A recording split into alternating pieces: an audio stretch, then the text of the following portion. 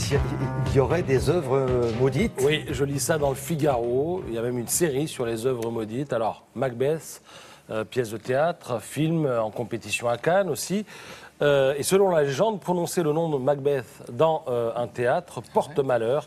Ça voue la représentation à l'échec. Les acteurs et les actrices disent plutôt The Scottish Play, la pièce écossaise.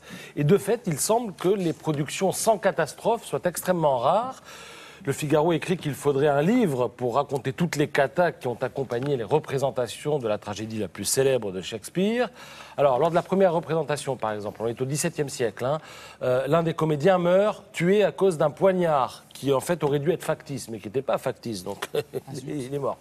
Alors, en 1954, Festival d'Avignon, Jean Vilar, la veille, grosse fièvre, sur scène, il oublie son texte, il en gardera une honte terrible toute sa vie.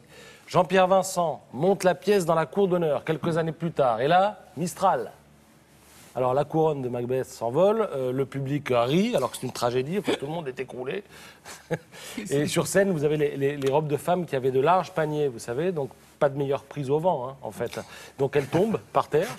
Quelques années plus tard encore, c'est Michel Bouquet qui se blesse la veille d'une première, etc., etc. Et toute une série de catastrophes associées à cette pièce, c'est à lire ce matin dans le Figaro. Le magazine Followed, maintenant, s'adresse aux hommes de 30 à 60 ans, mais tout le monde est bienvenu.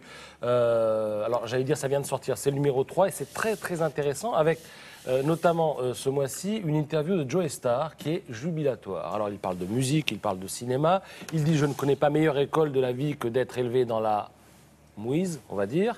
Et il parle de Gérard Depardieu, et il dit « Gérard Depardieu est estampillé comme le camembert. De temps en temps, il pue un peu, mais... c'est un symbole national. Et quand il envoie du pâté, tu discutes plus. Voilà, un langage fleuri, ça sent le parolier, on sent l'homme qui a, enfin, qui a l'habitude d'écrire. D'origine contrôlée. Oui, Voilà, c'est ça. voilà.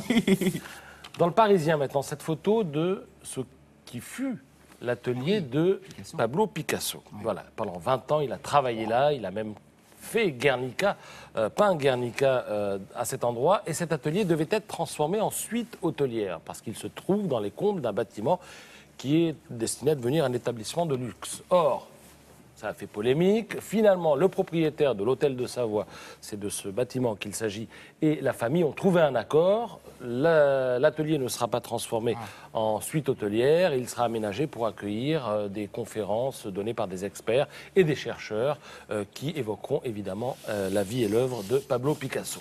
Si vous voulez rêver, maintenant, je vous propose 2 publications. D'abord, Patrimoine privé. Ensuite, Propriété de France. Ça vous permet de voir tout ce que vous ne pourrez jamais vous acheter en gros. Donc c'est toujours agréable. Un petit moral en ce moment? On a un petit moral, Patrice. Et pour finir, je vais vous parler de Réponse Photo, qui fait appel à ses lecteurs et leur propose donc des prix quand ils réussissent des photos. Ce mois-ci, le thème était libre. Et dans la catégorie noir et blanc, voici les photos gagnantes. La première, ce portrait, que j'appellerais portrait à tiroir. Ah, c'est pas mal. Fallait y penser.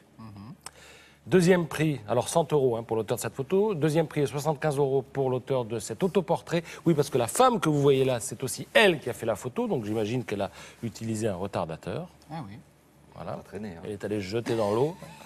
Et voilà, faut pas traîner. Et alors, troisième prix est 50 € pour l'auteur de cette photo. c'est joli. Ça, je trouve ça très joli. On dirait un dessin fait à l'encre de Chine. Exactement.